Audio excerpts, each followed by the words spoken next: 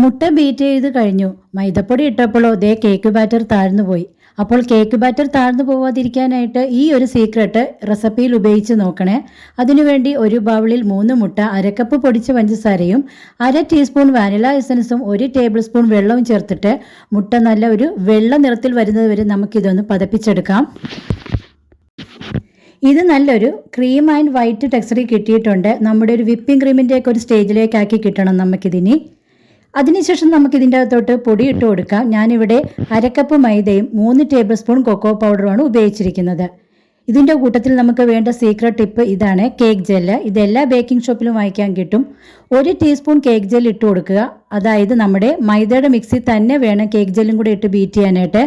1 teaspoon ഉപ്പും കൂടി ഇട്ടിട്ട് ഇത് നമുക്ക് നല്ല ഒരു ടെക്സ്ചറിലോട്ട് എടുക്കാവുന്നതാണ്. നമ്മുടെ വിപ്പിംഗ് ക്രീമിൻ്റെയൊക്കെ ഒരു സ്റ്റേജ് വരെ നമുക്കിത് ബീറ്റ് ചെയ്തെടുക്കണം.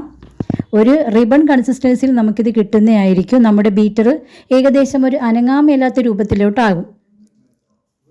കണ്ടല്ലോ, നല്ല റിബൺ കൺസിസ്റ്റൻസി കിട്ടിയിട്ടുണ്ട്. ഈ സ്റ്റേജിൽ വേണം നമുക്ക് 3 ടേബിൾ സ്പൂൺ ഓയിലും കൂടെ ചേർത്തിട്ട് നമുക്കിത് നല്ലതുപോലെ ഒന്ന് ബീറ്റ് ചെയ്തെടുക്കാവേ. അപ്പോൾ ഇത് നല്ല ഏറ്റവും എളുപ്പമായിട്ടുള്ള റെസിപ്പിയാണ് കേട്ടോ. ബേക്കിംഗ് പൗഡറും ബേക്കിംഗ് സോഡയും പാലും ഒന്നും ചേർക്കാതെ നല്ലൊരു അടിപൊളി ഒരു ബേസിക് സ്പഞ്ചിൻ്റെ വീഡിയോ ആണ്. അപ്പോൾ നിങ്ങൾക്കിത് കാണാൻ പറ്റുന്നുണ്ട് എത്രത്തോളം നല്ല സോഫ്റ്റ് ആയിട്ടുള്ളൊരു ടെക്സ്ചറാണെന്നുള്ളത്. ഇനി നമുക്ക് സ്പാച്ചിൽ ഉപയോഗിച്ചിട്ട് അടിയിൽ വല്ല മൈദകൾ ഉണ്ടെങ്കിൽ നമുക്കിത് കണക്കൊന്ന് ഫോൾഡ് ചെയ്ത് എടുക്കാവുന്നതാണ്. അതിനുശേഷം നമുക്കിത് കേക്ക് ടിന്നിലോട്ട് ഒഴിച്ചിട്ട് നമുക്കിത് ബേക്ക് ചെയ്തെടുക്കാം.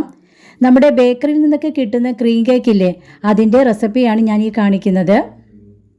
അപ്പോൾ എല്ലാവരും ഈ റെസിപ്പി ഒന്ന് ട്രൈ ചെയ്ത് നോക്കണം. നിങ്ങൾക്ക് ഫ്ലോപ്പ് ആവത്തേ ഇല്ല.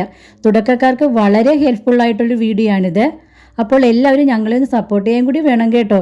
ഇനിയും നല്ല റെസിപ്പികളുമായിട്ട് ഞാൻ അടുത്ത വീഡിയോ അപ്ലോഡ് ചെയ്യുന്നതായിരിക്കും. അതേപോലെ തന്നെ ബേക്കിംഗ് പൗഡറും ബേക്കിംഗ് സോഡയൊക്കെ ഉപയോഗിച്ച് ചെയ്യുന്ന വീഡിയോസ് ഞാൻ അപ്ലോഡ് ചെയ്തിട്ടുണ്ട്. വാനില കേക്കിൻ്റെയൊക്കെ നല്ല ഒരു വീഡിയോസൊക്കെ ഞാൻ അപ്ലോഡ് ചെയ്തിട്ടുണ്ട്. അപ്പോൾ എല്ലാവരും അതൊന്ന് കയറി കാണാൻ മറക്കല്ലേ. നിങ്ങൾക്ക് എന്തെങ്കിലും ഡൗട്ട് ഉണ്ടെങ്കിൽ കമൻറ്റിൽ ചോദിച്ചാൽ മതിയാവും, ഞാൻ അതിന് റിപ്ലൈ തരാമേ. അപ്പോൾ നല്ല അടിപൊളി നല്ല ഹൈറ്റിൽ തന്നെ നമുക്ക് ഈ കേക്ക് കിട്ടിയിട്ടുണ്ട്. നിങ്ങൾക്ക് കാണാൻ പറ്റുന്നുണ്ടല്ലോ. എൻ്റെ അഭിപ്രായം പറയുവാണെങ്കിൽ നിങ്ങൾ എന്താണെങ്കിലും പുറത്തേക്ക് ക്രീം വെച്ച് കേക്ക് സെയിൽ ചെയ്യുന്നവരാണെങ്കിൽ ഈ ഒരു മെത്തേഡ് യൂസ് ചെയ്യുന്നതാണ് നല്ലത്.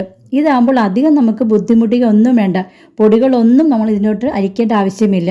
പിന്നെ വീട്ടിലേക്കാണ് നിങ്ങൾ കേക്ക് ഉണ്ടാക്കി കഴിക്കുന്നതെങ്കിൽ കേക്ക് ജെൽ ഉപയോഗിക്കാതെയുള്ള റെസിപ്പി ഞാൻ അപ്ലോഡ് ചെയ്തിട്ടുണ്ട്. അപ്പോൾ എല്ലാവരും അതും കൂടി ഒന്ന് കണ്ടു നോക്കണേ.